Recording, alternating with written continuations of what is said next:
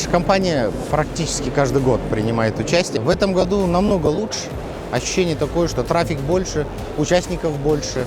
То есть мы даже видим наших коллег по рынку, кого никогда не видели здесь. То есть ребята вышли, значит, интерес к выставке растет, трафик растет, поэтому благодарим вас, как организаторов.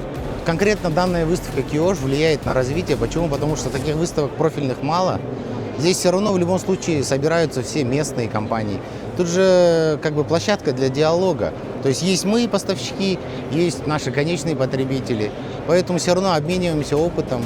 И выставка все равно помогает углы сгладить.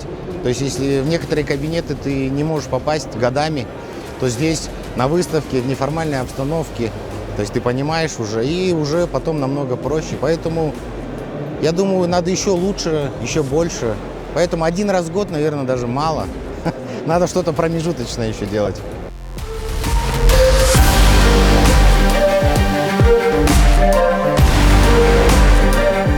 Мы очень рады, что приняли участие в этом году в выставке Киош. Это наш первый раз. Но мы здесь встретили очень много наших потенциальных клиентов, обменялись контактами. И сейчас у нас более обширная сеть нетворкинга.